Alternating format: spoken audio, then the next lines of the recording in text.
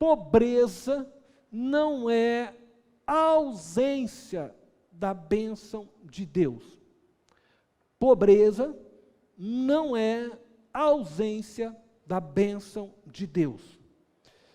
E é muito importante afirmar isso, porque em nossos dias, muitos têm pregado, ensinado, que as riquezas são sinais da bênção de Deus.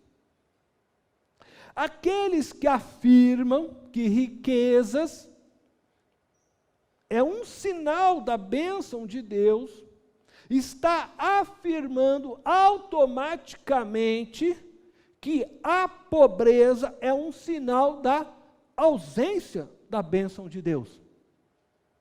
Simples assim.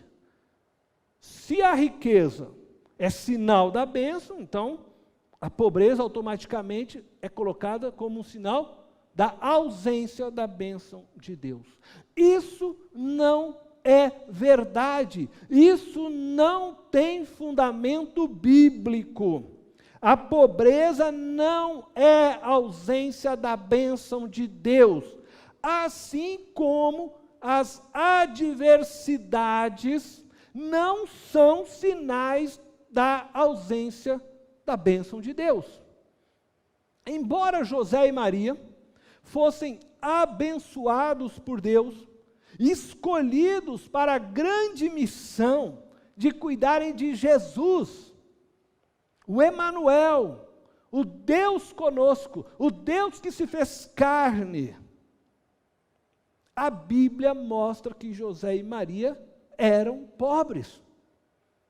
E podemos afirmar essa realidade pela oferta que eles levaram ao templo quando foram consagrar Jesus, o seu primogênito. E eu quero ler com vocês, então, o texto onde mostra esta oferta sendo oferecida em Lucas, capítulo 2, verso 22 ao verso 24. Diz assim: completando-se o tempo da purificação deles, de acordo com a lei de Moisés, José e Maria o levaram a Jerusalém para apresentá-lo ao Senhor. Como está escrito na lei do Senhor, todo primogênito do sexo masculino será consagrado ao Senhor. E para oferecer um sacrifício, de acordo com o que a lei diz, 2 rolinhas ou 2 pombinhos. Este sacrifício, 2 rolinhas ou 2 pombinhos, só eram permitidos àqueles que não tinham condições de oferecer um cordeirinho, conforme você pode ler depois em sua casa, no livro de Levíticos, capítulo 5, versículo 7. Por isso, nós podemos afirmar que José e Maria eram pobres, por causa da oferta que estavam apresentando a Deus. A pobreza não demonstra ausência da bênção de Deus, e nem da falta do amor de Deus. Mas denuncia o mal existente em cada um de nós, seres humanos. A pobreza, ela denuncia nossa incapacidade de dividirmos os recursos que temos com os nossos semelhantes. O pão nosso é retido nas mãos de uma minoria. A pobreza denuncia a concupiscência dos nossos olhos. O desejo pela ostentação e pelos prazeres deste mundo produz homens e mulheres corruptos. A corrupção produz morte. A cada ato de corrupção em nosso país, uma escola é destruída. Um posto de saúde é fechado. Uma família perde a oportunidade de ter uma casa. Um aposentado é roubado em seus direitos. A cada ato de corrupção que acontece em nosso país, que acontece nos meios, né, dos nossos governos, a morte vai se instalando de alguma forma e fazendo vítimas. A pobreza que nós vivemos em nosso país escancara a soberba da vida e o egoísmo existente em nós, seres humanos. Uma minoria andando de carrão, se vestindo bem, comendo bem, enquanto milhões de brasileiros vivem na pobreza. Ou abaixo da linha da pobreza. E não me leve a mal no que eu vou dizer, mas dizer que você não tem culpa pela pobreza das demais pessoas não retira de você a responsabilidade de mudar esse quadro. Eu e você somos responsáveis, sim, por todos os nossos irmãos, tanto da fé como os nossos irmãos da pátria. Somos responsáveis. Nós não podemos fazer como Caim, que quando Deus lhe chama a atenção, ele diz a Deus: porventura sou eu responsável por meu irmão? Somos responsáveis uns pelos outros. E eu quero apresentar hoje a vocês a listagem das classes sociais com base na faixa salarial das famílias brasileiras. E o que eu vou apresentar a vocês são dados do IBGE 2018. A classe A e B, conforme vocês estão vendo na tela, composta por famílias com renda domiciliar per capita superior a R$ 8.159,37.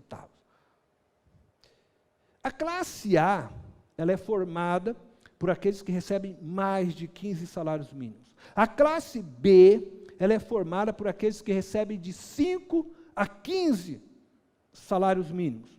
E aí nós temos que a classe A mais a classe B correspondem a 14,4% da população brasileira, o que dá aí, então aproximadamente 30 milhões de pessoas. Mas eu quero mostrar para vocês uma coisa interessante. Preste atenção.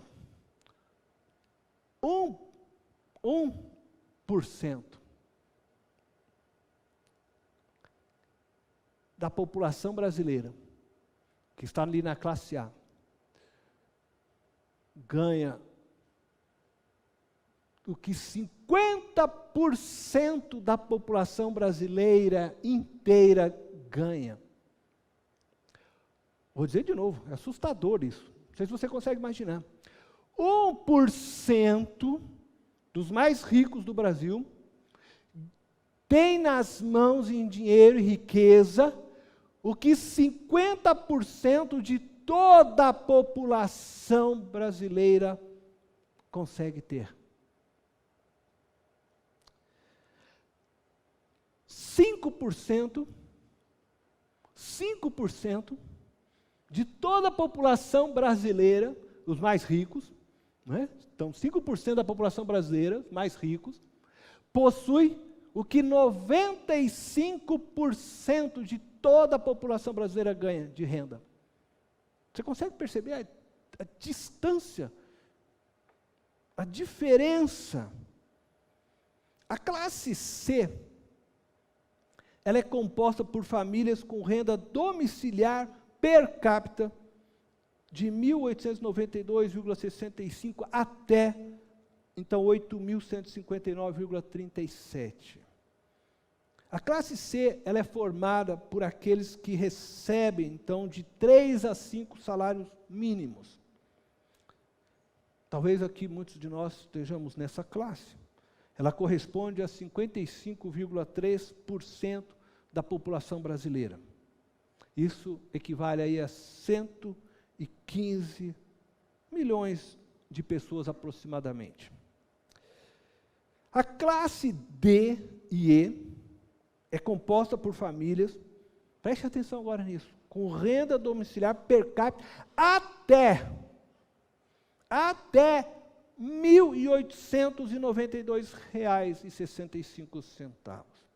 A classe D, então, é formada por aqueles que recebem de 1 a 3 salários mínimos. A classe E, ela está dividida em E1 e E2.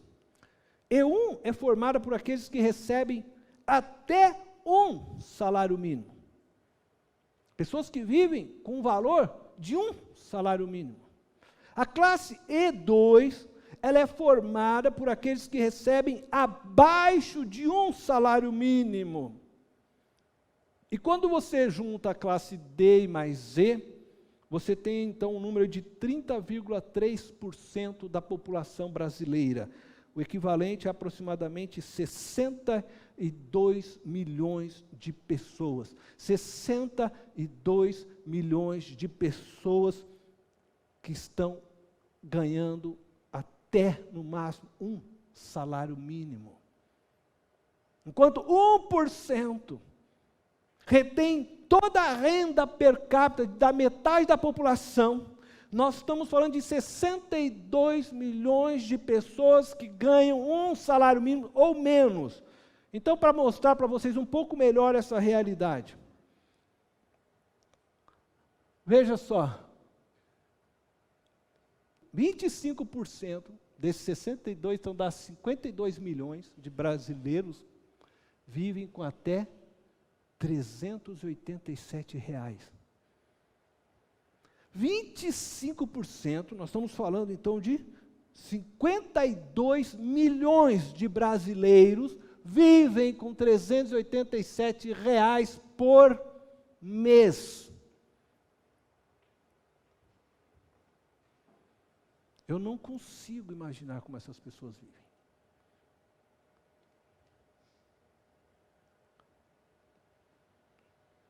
Em casa, estragou a nossa sanduicheira.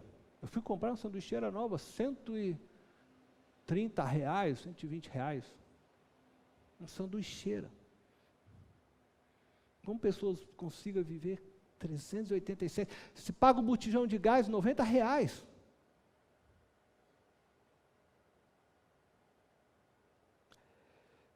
Mas, só para que vocês tenham, 12%. Nós estamos falando de 25%.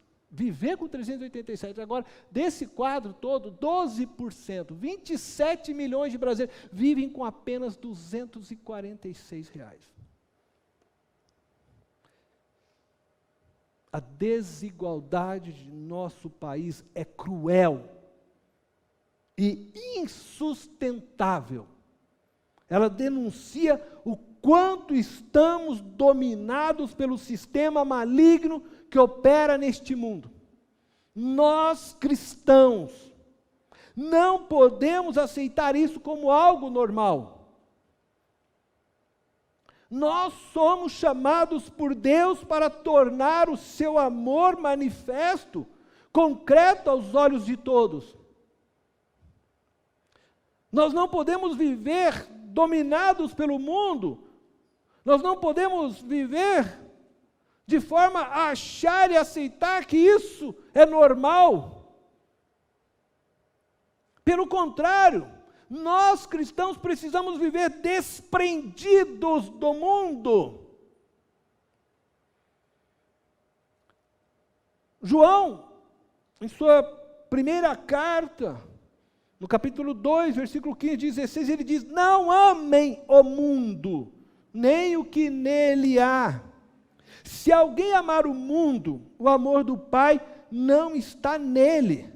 Pois tudo que há no mundo, a cobiça da carne, a cobiça dos olhos e a ostentação dos bens, não provém do Pai, mas do mundo. E como é que nós, cristãos, ficamos ensinando as pessoas a desejar e desejar e desejar, e só querer, querer, querer, e querer ter cada vez mais, e querer possuir cada vez mais? A cobiça da carne, a cobiça dos olhos, a ostentação dos bens, não provém do Pai, mas do mundo. O amor ao mundo, o desejo pelos prazeres que este mundo nos oferece, a busca pelos materiais, pelas riquezas deste mundo, nos tornam prisioneiros deste sistema maligno que governa o mundo e nos tornam insensíveis às necessidades de nossos semelhantes. Uma vez que vivemos então correndo para alcançarmos e suprirmos os nossos próprios desejos, que são constantemente renovados a cada lançamento de uma nova tecnologia, de um novo empreendimento imobiliário, de uma nova oportunidade de viajar, ou de uma nova oportunidade para fazermos um upgrade em alguma área de nossa vida. Enquanto corremos atrás destes lançamentos e oportunidades, milhões de pessoas vivem abaixo da linha da pobreza, esquecidas pela sociedade e pelos políticos de nosso país. Nós, cristãos, somos o povo a quem Deus chamou para tornar manifesto e real o seu amor. Nós somos o povo a quem tem o dever de fazer com que Deus se torne concreto e palpável no mundo. E é por isso que João escreveu, em sua primeira carta também, no capítulo 13, versículo 17 e 18, se alguém tiver recursos materiais e vendo o seu irmão em necessidade, não se compadecer dele, como pode permanecer nele o amor de Deus? Filhinhos, não amemos de palavras, nem de boca, mas em ação e em verdade. Preste atenção no que eu vou dizer. A Bíblia não condena o consumo consciente e sóbrio. O consumo do que é necessário. Ela também não condena alguém simplesmente por ser rico, por estar lá na classe A, por ter uma boa remuneração. A Bíblia condena o consumo inconsciente e desmedido, conforme o próprio Senhor Jesus nos ensina, quando Ele diz que um homem que havia plantado e colhido muito, que já havia abastecido seus celeiros, depois de estar cheio os seus celeiros, mas ainda tinha muito em abundância, pensou e disse consigo mesmo: o que eu vou fazer? Vou fazer novos celeiros maiores, para que eu continue abastecendo e se enriquecendo a si mesmo. E Jesus disse: louco, esta noite pedirão a tua alma. A Bíblia condena o acúmulo de riquezas. Ela condena a falta de generosidade e de amor para com os mais pobres. Ela condena a concentração de renda que vemos em nosso país. Maria e José eram pobres,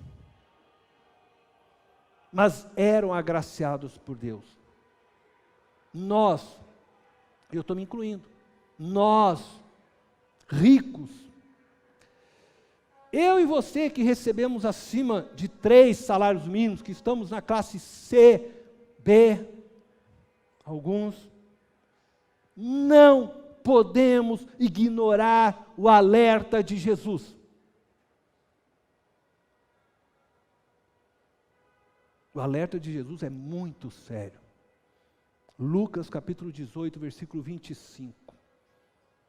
Olha o que Jesus fala. De fato, é mais fácil passar um camelo pelo fundo de uma agulha do que um rico entrar no reino de Deus. Quem busca riquezas está buscando uma posição muito perigosa de se estar. A riqueza é um perigo para aqueles que a têm e para aqueles que a desejam, pois ela corrompe o coração do ser humano.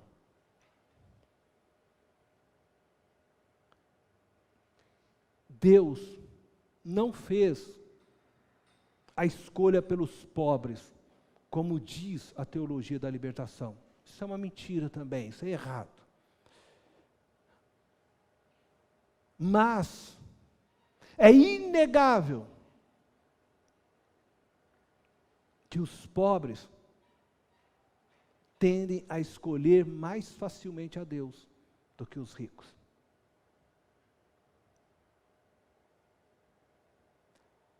Porque os ricos passam, sem perceber muitas vezes, a depositar sua fé e confiança na sua riqueza. O rico não se preocupa com a sua aposentadoria, porque ele confia na riqueza que ele abasteceu. O rico não se preocupa com a sua saúde, porque ele confia no plano de saúde que ele possui. O rico se assegura nos cavalos e nas carruagens, como diz o salmista. O pobre, ou ele clama a Deus, ou ele clama a Deus. Por isso Jesus disse, de fato é mais fácil passar um camelo pelo fundo de uma agulha, do que um rico entrar no reino de Deus.